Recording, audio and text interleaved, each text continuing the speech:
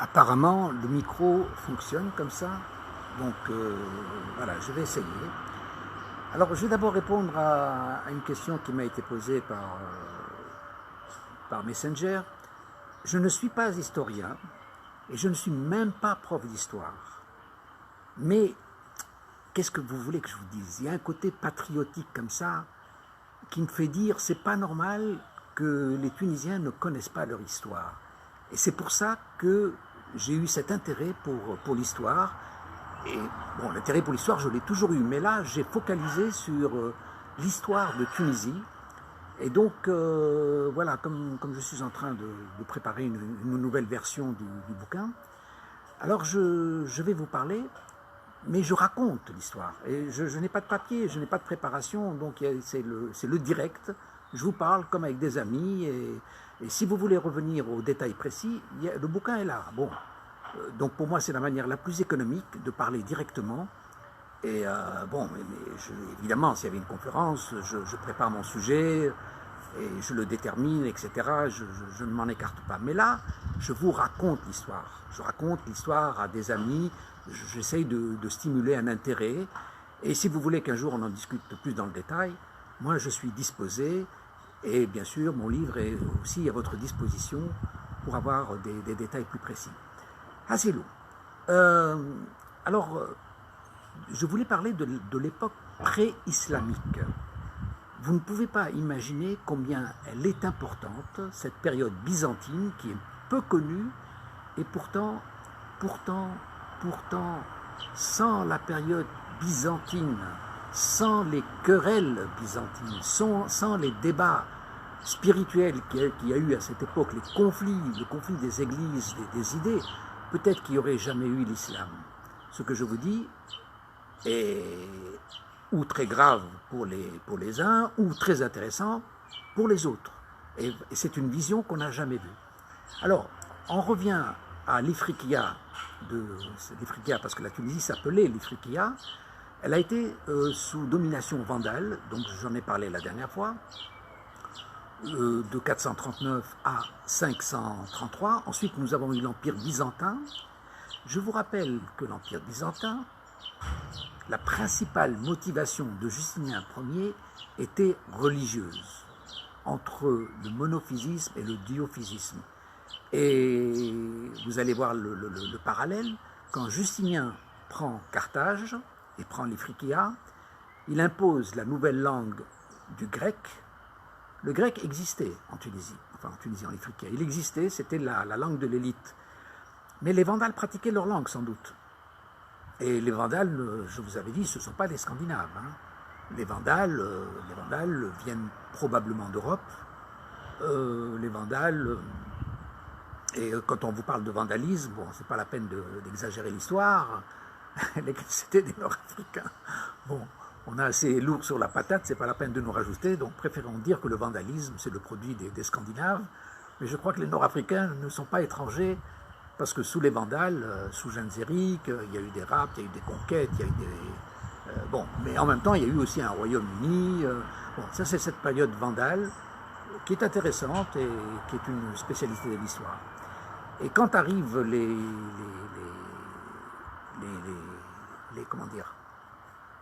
Byzantins, ils imposent la religion sans réussir, parce que les Carthaginois restent fidèles au diophysisme, même si le pouvoir est monophysiste, et ils imposent le code justinien. Le code justinien, c'est un système de droit. Donc vous voyez les éléments, il y a une vocation religieuse, il y a un conflit d'idéologie, il y a l'imposition de la langue, il y a l'imposition du code justinien. Un siècle plus tard, quand les Arabes vont venir, ils vont imposer la langue arabe, ils vont imposer le Coran, ils vont imposer, et puis ils vont imposer la religion.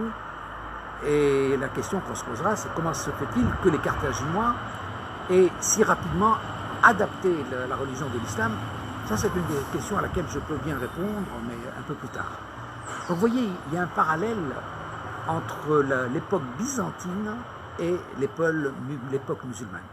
Alors, dans l'époque byzantine, il y a eu des conflits, mais carrément des guerres pour des histoires que vous diriez futiles, que nous appelons les querelles byzantines, c'est-à-dire pour des foutaises. Et les foutaises ont produit des guerres. Alors, je ne vous parlerai pas des guerres massiles qui ont opposé les Berbères aux Byzantins en Ifriqiya, toutes les années, tout le VIe siècle, mais à la fin du VIe siècle, vers l'an 590, je crois, la date précise, je ne l'ai pas en tête, hein, ou peut-être 602 ou 590, non, je crois que c'est plutôt 602, oui. L'empereur Maurice, c'est-à-dire l'empereur de Constantinople, est assassiné par un mutin qui s'appelle Phocas, et l'exarque de Carthage, qui s'appelait Héraclius, envoie son fils pour une expédition pour renverser Phocas. Il trouve l'alliance des Perses, avec les Perses, mais cette alliance n'est que provisoire, c'est le temps de renverser Phocas, et ensuite ils entrent en conflit entre eux. Alors, il faut voir que du point de vue religieux, les Héraclius le jeune, qui est donc le fils de Héraclius l'Ancien, est diophysiste, et Constantinople est monophysiste. Et les Perses sont zoroastriens. Donc c'est encore des conflits de religion. Mais néanmoins, ce sont quand même des grands empires. Et Héraclius le jeune va subir plusieurs échecs.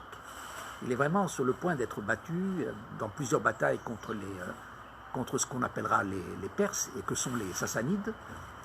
Et puis, finalement, il se replie en 618 à Carthage, et il essaye de transférer la nouvelle capitale à Carthage.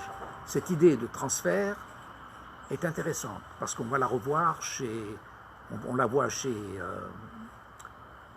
chez Héraclius le jeune, on va la voir avec le patrice Grégoire, on va la voir avec son fils, qui était Constant II ou Constant III, qui eux encore vont essayer de déplacer la capitale de l'Empire byzantin à Syracuse.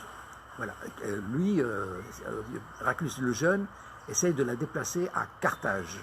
Et Patrice le Grégoire va essayer de la déplacer de Carthage à Soufoutéla ou Soufétéla.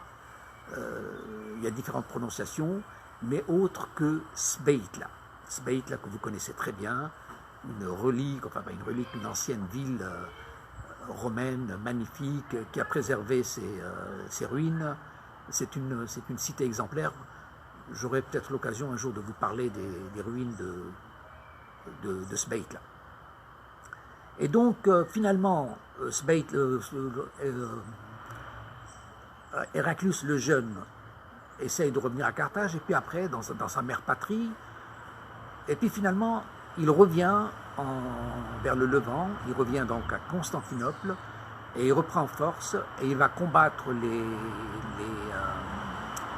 Assyriens, et il va finir par les battre, il va finir par battre un certain Khosrow Pavlo, enfin j'oublie le nom exact, qui sera battu, le grand chef sassanide, qui sera battu en 627, à Ninive. Grande bataille, grande victoire pour Héraclius, mais c'est l'une des rares victoires d'Héraclius. Héraclius a eu de très très nombreuses défaites, et d'ailleurs ça va être extrêmement déprimant pour lui, parce qu'il engage beaucoup de forces pour se battre contre l'Empire sassanide, contre les rebelles, contre les barbares, et il est parsemé d'échecs, mais c'est des échecs douloureux pour essayer de conserver ce pouvoir byzantin malgré lui, et il meurt en 641 alors qu'une nouvelle puissance est en train de gagner, et donc il a notamment plusieurs défaites contre les Arabes, et quand on dit les Arabes, ce sont les Arabes de la péninsule arabique qui sont en train de monter du sud et qui battent les Sassanides, qui battent donc les Perses, et qui battent les Byzantins à Yarmouk, à Césarée, à Antioche, qui prennent Jérusalem en 638. Donc il y a une puissance arabe qui est en train de monter, et une question que l'on se pose, que l'on dresse comme un constat, c'est la rapidité territoriale de cette nouvelle puissance. Comment se fait-il qu'une puissance faiblement peuplé, est arrivé à battre des grandes puissances comme l'Empire byzantin, comme le pouvoir sassanide. Donc c'est intéressant.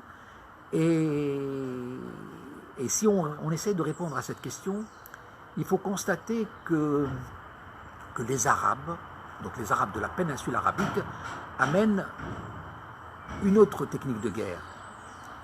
Ce sont des cavaliers mobiles. Les Perses sont beaucoup plus... Ils avaient leur garde d'immortels. Et donc ce sont des soldats puissants qui ne sont pas mobiles, qui sont fixes. Tandis que les puissances arabes sont des puissances cavalières, rapides. C'est une sorte de Blitzkrieg, je ne sais plus comment on dit les trucs allemands là. C'est-à-dire, ils tapent comme les moustiques, comme ça, ils tapent très très vite, ils tapent, ils s'en vont, ils tapent, ils s'en vont. Et donc ils perturbent beaucoup la garde sassanide. Et donc le côté militaire de la cavalerie nomade, rapide et nouvelle dans les techniques de guerre, parce qu'ils lancent des flammes, ils s'enfuient, ils lancent des flèches, et donc une armée puissante se fait avoir par sa stabilité, par son immobilité. Voilà, bon, ça encore, ce sont des spécialisations de l'histoire. Quand on étudie les batailles, on voit que les Arabes, même quand ils sont moins nombreux, remportent des victoires parce qu'ils ont d'autres techniques de guerre, alors que les empires byzantins et sassanides s'affrontaient, je dirais presque dans des guerres de front, des batailles on se tue, hein, on se tue, je ne dis pas au canif, mais enfin presque à l'homme à l'homme, vous voyez, des combats terre à terre. Tandis que les Arabes amènent de nouvelles techniques de guerre et qui vont faire gagner les batailles de Yarmouk, et voilà. Et donc tout cet empire byzantin s'écroule et passe du côté arabe, autant chez les Perses. Alors aussi, je voulais vous dire aussi une chose, c'est que Héraclius le Jeune est cité par le Coran comme un sage gouvernant romain. Donc je vous ai dit, c'est cité dans Surat al-Rum, la sourate des Romains, où l'on parle de ces événements dans lesquels il y a des prédictions. Bon, il faut étudier par rapport au contexte, donc les vérités n'étaient pas totalement établies, mais dans le Coran, on établit donc une prévision, alors qu'à l'époque c'était acquis, mais bon, l'information n'était pas celle d'aujourd'hui, bien entendu. Donc on prévient la victoire du général romain contre les associateurs. Donc les Zoroastriens, les Sassanides, sont considérés, je ne dis pas comme des païens, parce que les païens sont les Nord-Africains, sont les Khawarij, on verra ça plus tard. Mais ils sont considérés comme des associateurs. Il faudrait que je retrouve le mot exact du Coran, je ne l'ai plus en tête. Et donc le Coran parle de ces événements et le Coran prend le parti du général romain. Donc vous voyez, parce qu'il est considéré comme un croyant, comme un monothéiste et monophysiste, bon, le passage n'est pas très éloigné.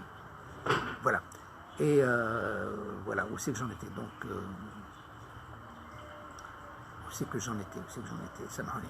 Dès qu'il y a un bruit, je suis un peu perturbé.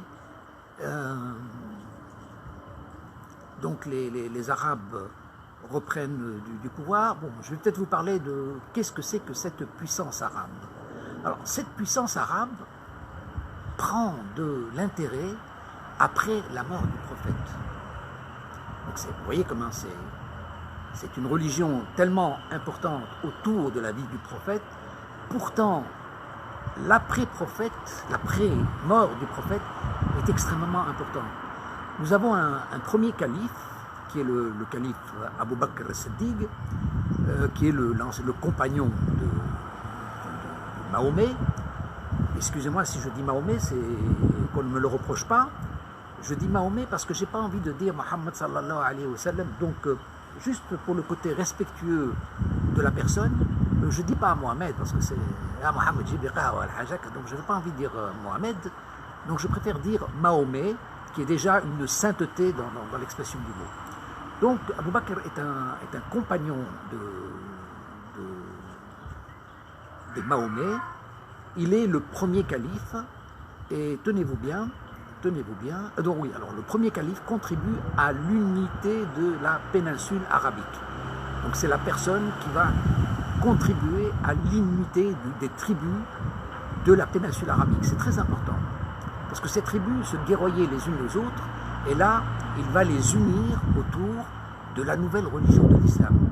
Donc c'est un... Abu Bakr est un calife qui est extrêmement, je ne dis pas sanctifié, mais idéalisé dans ses idéaux, dans tout ce qu'il a fait. Et il est pourtant, il va terminer assassiné, mais bon, il y a d'autres thèses qui soutiennent l'austérité du personnage, enfin bon, ça ce sont des polémiques. Mais en tout cas, dans l'histoire de l'islam, ça reste un prestigieux personnage. Pourquoi a-t-il été assassiné? Bon, c'est autre chose, je ne connais plus les détails de cette histoire. Le deuxième calife est Omar ibn al-Khattab. Omar ibn al-Khattab, que l'on dit yéménite, qui a longtemps été païen. Donc, Omar ibn al-Khattab est rentré tardivement dans l'islam. Et Omar ibn al-Khattab est le père de Hafsa. Faites le lien avec la Tunisie des Hafsides. Donc c'est les Beni Hafsiya. Les Beni Hafsiya, Hafsiya qui est la fille de Omar ibn... Enfin la fille... oui, c'est ça, la fille de Omar ibn al-Khattab. Et c'est celle qui tiendra le Coran, peut-être une version du Coran, parce qu'elle prétendait détenir le véritable message du prophète. Et donc Omar ibn al-Khattab, figurez-vous que dans une poésie assez extraordinaire, où il faut retrouver l'origine du mot, il parle mes armées ne conquériront jamais les territoires lointains d'Occident de ce pays de perfides qui était l'Afrique du Nord, qui était l'Africain. Donc c'est un gars qui vous dit, mes armées n'iront jamais chez ces gens perfides tant que mes paupières humecteront des larmes. C'est plein de poésie, c'est-à-dire qu'il faut retrouver l'expression originale en arabe, parce que des yeux qui humectent des larmes, ça exprime beaucoup de douleur, de guerre. Et donc ce gars-là ne veut pas aller plus loin que le Levant. Pourtant c'est sous Omar ibn al-Khattab que l'arabisme, que l'Arabie conquiert les territoires sassanides, les territoires byzantins. C'est là où il y a les grandes victoires. Donc c'est bizarre que de la part de celui qui a eu le plus grand nombre de conquêtes sur le monde, lui-même dise qu'il n'enverrait jamais ses armées vers l'Ifriqiya, vers le pays des perfides. Les perfides, c'est nous autres. Bon, Hassilou. Donc, où c'est que j'en étais maintenant? Donc, alors le troisième calife des musulmans, c'est Othman ibn Nafa. Othman ibn Nafa va envoyer à Damas son neveu, ou je ne sais pas, qui s'appelle Muawiyah ibn Abi Sultan. Muawiyah, qui sera donc le gouverneur de Damas. Et ce qui va se passer, vous connaissez un peu l'histoire islamique, c'est le conflit du quatrième calife, de la succession. Il n'était pas d'accord pour la succession de Ali. Ali aurait été le préféré du prophète Mahomet, mais disons que peut-être qu'il était un peu jeune, qu'il n'a pas régné, qu'il a été remplacé par Abu Bakr, puis par Othman ibn Nafa. Mais c'est-à-dire que l'on reproche à Ali de ne pas, peut-être d'avoir trempé dans l'assassinat de Othman, en tout cas d'en tirer les avantages, et d'être opportuniste. Et donc il y a un désaccord sur la succession de Ali. Et il va s'en suivre une guerre, et Muawiyah ibn Abi Sultan va rassembler ses troupes, et c'est cette fameuse guerre, cette fameuse bataille de Siffin, qui va provoquer la rupture de ce que les musulmans appellent la fitna, c'est-à-dire la rupture des deux grandes voies de l'islam sunnite et de l'islam chiite, entre ceux qui suivent Abbas et ceux qui suivent Muawiyah. Donc Abbas vont déplacer leur capitale à Koufa, donc l'Arabie saoudite perd son intérêt, et l'autre va déplacer sa capitale à Damas. Donc vous voyez que même si l'origine de l'arabisme, de l'islam vient d'Arabie, les deux principales puissances sont basées à Koufa et à Damas, et elles vont longtemps se combattre. Alors, Muawiyah, c'est lui qui lance les expéditions vers l'Afrique. Bon, Othman ibn Affan avait déjà lancé les premières expéditions sur l'Égypte en 638, mais Muawiyah va poursuivre. Alors, les premiers raids sur l'Afrique du Nord se passent donc en 645-646, sur Kasrine, sur Kapessa, sur Sbeitla. Sbeitla est pillée en 648.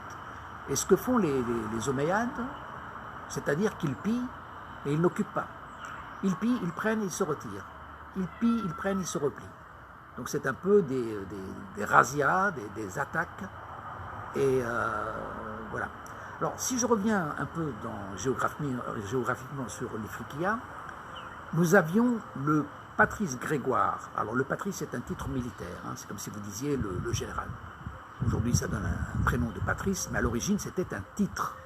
Donc le patrice Grégoire rompt avec Carthage. Pourquoi est-ce qu'il rompt? Encore une histoire de religion, parce que le souverain de Carthage se veut monophysiste. Se veut monophysiste dans le cadre d'un empire d'Orient. Mais lui il n'est pas d'accord. Lui, il est diophysiste. Et Radonès-Mnah, on se retire, et donc il se retire de Carthage, et il dit, je vais créer ma nouvelle capitale d'empire à Sbeitla. Et Sbeitla, pour ceux qui la connaissent, c'est une région magnifique, avec des terres agricoles. Et lui, il a l'ambition d'une cité romaine, belle. Donc c'est le nouvel urbaniste, construit avec tout ce qu'il y a de plus beau dans l'esprit romain. Seulement, il n'a pas pensé à une chose, c'est la sécurité. Une cité n'a pas d'importance si elle n'est pas protégée. À quoi sert de faire une belle cité si vous n'avez pas une bonne armée pour la défendre? Et c'est ce qui se passe. C'est que la frontière d'empire n'existe plus. L'empire romain ne se défend plus à ses frontières. Ses frontières sont imperméables, il n'y a plus de limites. Donc les cités sont directement envahies. Et c'est ce qui va se passer avec Sbeitla. Et Sbeitla va être attaqué donc, par les troupes égyptiennes de Saad, machin, je ne sais plus trop quoi. Et ils vont être battus en 648, avec bien sûr un immense trésor qui est pris. Et dans ce trésor, il y a la belle Yamina. C'est une belle légende d'histoire de Tunisie qui fait un peu une sorte d'histoire des Sabines nord-africaines, parce que la belle princesse, la préférée du souverain, est enlevée par les sorts qui la ramènent en otage chez son souverain. Et alors le récit raconte qu'elle aurait aimé son ravisseur et qu'elle aurait épousé la religion de l'islam. Alors, vérité ou propagande, bon, on sait que les Omeyyades étaient très forts, les Arabes Omeyyades étaient très forts dans les légendes, les récits. Ça leur permettait de gagner de grands victoires avec quelques confidents, quelques petits compliments avec quelques fleurs comme ça, hein, pour les cultures locales, et ça leur permet d'avoir des grandes victoires. Voilà. Donc, d'ailleurs, entre parenthèses, les conquêtes d'Ifriqiya, on voit dans les garnisons omeyyades, on trouve des dessins. Savez-vous que reproduisent ces dessins? Donc les conquérants de l'Afrique dessinaient, sculptaient des choses sur les murs, sur les toits. Vous savez quoi? Des dessins pornographiques, des dessins de femmes. Ça veut dire que la conquête de l'Ifriqiya, c'est l'histoire du butin, l'histoire du rapt, l'histoire des femmes que l'on ramène, et donc il y a une exaltation à venir piller les pays nord-africains. Donc cette période omeyyade est très peu connue et en plus très peu étudiée. Pourquoi? Parce qu'elle est assimilée à l'islam, et le pouvoir colonial en Afrique du Nord ne s'est pas intéressé à cette époque. Pourquoi le pouvoir colonial ne s'est pas intéressé? Il n'avait pas envie de faire des problèmes. Il y a des vérités sacrées, vous savez, des vérités coraniques quoi ça sert de faire une étude critique pour contester les débats ou les vérités religieuses? Donc on a évité, évité de faire des soucis, et donc on n'a pas étudié cette époque. Or, il faut distinguer les Omeyyades des Moawites et de l'islam. Donc ce sont des choses extrêmement différentes, et on n'a pas distingué ces choses-là. Donc d'abord, comment faut-il les appeler? Ces conquérants s'appellent comment? Les conquérants qui nous viennent de Syrie, qui ont occupé l'Égypte et qui tombent sur les Phrygia en 648, comment faut-il les appeler? Le plus proche, c'est des Moawites. Bien sûr, ils suivent Muawiyah. Muawiyah qui est le premier calife de Damas. Donc il y a une nouvelle dynastie. Ce n'est plus la dynastie de la péninsule arabique, c'est une nouvelle dynastie. Alors, on les appelle Omeyyades. Alors, désolé, moi je lis beaucoup en français. Alors, Omeyyade vient-il de Oumammiyin ou de Oumawiyin? Vous voyez qu'en langue arabe, toute la différence est dans le mime. Oumawiyin, c'est quoi Oumawiyin? Est-ce que ce serait Oumammiyin? Oumammiyin, c'est logique, c'est l'unité des nations. Donc on n'a plus de lien avec Muawiyah. Ce n'est plus les Moawites, ça devient les Omeyyades. Donc vous voyez, est-ce qu'il y a eu une erreur de traduction, d'interprétation? Est-ce que les Omeyyades seraient l'unité des nations? C'est possible. En tout cas, c'est une belle idée. Ça relève de l'universalisme, de l'égalité des hommes, de l'unité des nations. C'est une belle idée qui est un peu contredite par les faits parce que la dynastie Omeyyade est héréditaire et plusieurs centaines d'années, on va déterrer toute la dynastie pour les brûler pour qu'ils aillent en enfer par les Abbassides.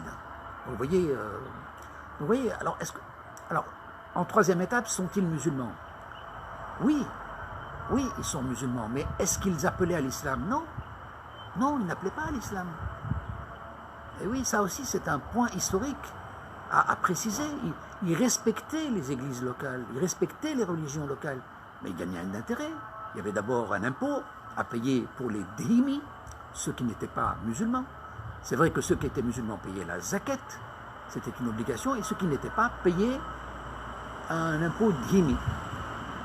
Donc, est-ce qu'ils imposaient l'islam? Non, on vous parle de tolérance. On vous parle de tolérance, il y a l'édit de Milit el-Melet à Jérusalem, où l'on respecte les églises locales. On n'a plus à gagner à obtenir la collaboration des locaux. Et puis c'est une religion nouvelle. Et puis c'est une religion qui s'assimile au diophysisme. Parce qu'il y a la nature duelle du prophète Isa. Le prophète Isa qui n'est autre que Jésus-Christ. Isa, Christ. Donc c'est le même. Et donc l'islam s'appuie sur les débats chrétiens. Et on pouvait imaginer à ce moment-là, si l'islam n'était pas une nouvelle vocation religieuse, chrétienne, qui se mettait en place. Et d'ailleurs, c'est pour ça que les Carthaginois, les Nord-Africains qui étaient des diophysistes, vont adhérer facilement à la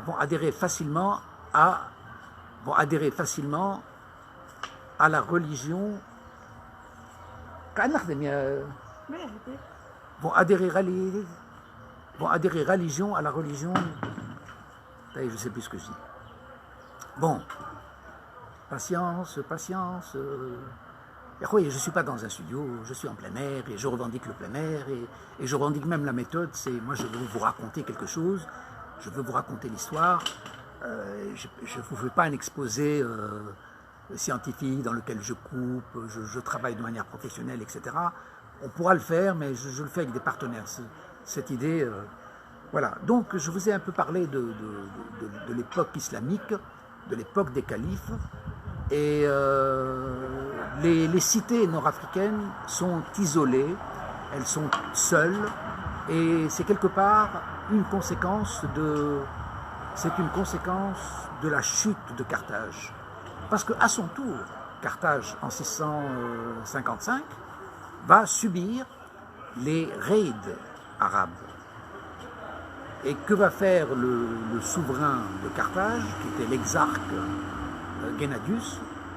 Gennadius va négocier avec les conquérants, avec les envahisseurs plutôt, enfin avec les assaillants plutôt, et il va payer un lourd tribut pour stopper la guerre. Mais est-ce qu'il y a victoire? Non. Parce que à ce moment-là, les Omeyyades ou les Mouawites ou les Arabes, je ne sais pas comment il faut les appeler. Moi, je pense que le plus précis serait de dire les Mouawites, parce qu'ils ne se revendiquent pas encore de l'islam, ce ne sont pas des musulmans. L'islam est encore une religion, désolé de le dire, mais encore fragile. C'est une nouvelle religion à laquelle on n'adhère pas. Et d'ailleurs, la meilleure preuve, c'est que l'islam est tolérant à l'égard des autres religions. Donc il n'y a rien de spécial. L'islam va se consolider avec le temps, avec les générations. Lorsque l'on va se sentir, disons, avec un terme moderne, sous-citoyen, alors on aura intérêt à se convertir à l'islam pour gagner les pleins intérêts. Mais pas dans l'immédiat. Dans l'immédiat, elle respecte. Et c'est ce qui distingue les musulmans des Byzantins, c'est que les Byzantins voulaient imposer leurs églises. Ils voulaient imposer leurs prêtres, leurs mokadem. Enfin non, le mokadem, c'est l'expression tunisienne, mais eux voulaient imposer leurs prêtres. Et les Nord-Africains n'étaient pas d'accord. Par contre, les Arabes, eux, les musulmans, n'imposaient pas l'islam. Non, pas du tout. Ils laissaient faire. Vous n'êtes pas musulman, ok, vous avez la garde de vos églises, mais je vais juste payer, et en plus, on avait la légitimité de vous piller. Parce que, vous savez, il y a des textes du Coran qui sont assez sévères, dans lesquels on vous dit la légitimité de piller le païen, le Khawarij. Le Khawarij, le païen, c'était le Nord-Africain de l'époque, il faut le savoir. Donc ce ne sont pas l'ennemi n'était pas ailleurs, donc c'était les Nord-Africains. Donc l'islam se donnait la légitimité de piller les Nord-Africains parce qu'ils étaient Khawarij. Et ce n'est que plus tard, avec un tour de passe-passe, on va vous dire que les Khawarij sont une section de l'islam, une section orthodoxe ou une section fanatique. C'est faux. Les gens, ils défendent leur pays, vous les traitez de fanatiques. Donc vous voyez que l'histoire d'Ifriqiya, vous pouvez la lire sous l'angle islamique, mais vous pouvez aussi la relire sous un angle ifriqien. Et là, malheureusement, nous avons contre nous la loi de l'histoire. La loi de l'histoire est faite par les vainqueurs, par les sources des vainqueurs. Nous n'avons pas de source des Ifriqiens. Donc on doit interpréter et comparer ce qui nous reste de sources omeyyades pour essayer de comprendre qu'est-ce qui s'est passé réellement. Voilà. Ok. Où c'est que j'en suis? Donc les Omeyyades menacent Carthage en 655 et Gennadios II, qui est donc le souverain de Carthage, accepte de collaborer avec enfin il accepte la vassalité de Damas, il paye, mais ça c'est la grosse catastrophe, hein. C'est-à-dire qu'il paye pour renforcer l'adversaire et la victoire n'est pas gagnée. Et ça, ce sont des éléments de la chute de Carthage. Je pourrais vous faire une page spéciale sur la chute de Carthage, parce qu'elle est inexpliquée, mais moi j'ai trouvé les éléments pour expliquer pourquoi la chute et la chute finale de Carthage. Et en fait, c'est que Carthage était esselée, c'est que Carthage était comment dire, flagonnerie, le mot flagonnerie, elle était glorieuse, mais elle était prétentieuse, parce qu'elle était riche, elle était portée sur la mer, elle n'arrivait pas à imposer son pouvoir sur le continent, et elle ne faisait pas alliance ni avec la Sicile, ni avec Constantinople, elle ne préparait pas ses troupes, et comme elle était riche, donc elle abusait de sa richesse, elle préférait payer pour avoir l'arrêt de la guerre, mais pas la paix.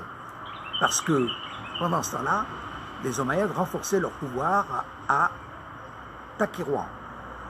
Takirouan, qui est donc la cité de Kirouan, et donc ils renforçaient. Kirouan n'est pas très loin de Carthage. Et donc, lorsque, plus tard, on va attaquer Carthage, eh bien Carthage sera seul, avec le soutien de personne, ni des Siciliens, ni des continentaux berbères, ni des Byzantins, et malgré un long siège de 3 ans, où Carthage est prise et reprise, elle finira par tomber et définitivement sombrer en 730.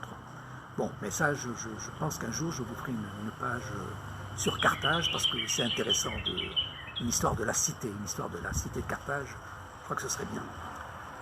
En tout cas, j'ai fait un chapitre dans mon bouquin, donc c'est pas compliqué pour moi de vous en parler. Alors, où c'est que j'en étais? Donc, en 655, Gennadios collabore avec les assaillants, et alors il est renversé par un certain Euléterios. Euléterios prend le pouvoir, et Gennadios, qui s'apprête à revenir avec les troupes arabes sur Carthage pour retrouver son poste, bon, il meurt entre-temps, et à partir de ce moment-là, ben, les Arabes, ils ont tous les pouvoirs. C'est-à-dire qu'ils font ce qu'ils veulent avec Carthage. Et lorsque plus tard ils reviendront en 695, eh bien, ils imposeront le pouvoir qu'ils veulent, le système qu'ils veulent, et Carthage tombe en ruine, et se développe une petite cité à côté de Carthage, qui était donc la garnison militaire de Carthage, qui s'appelait Ténès, qui elle va prendre de l'importance. Voilà. Alors, j'ai sûrement oublié beaucoup de choses intéressantes à dire. Je vais m'arrêter là. Et peut-être que tout à l'heure, je vous parlerai des Omeyyades.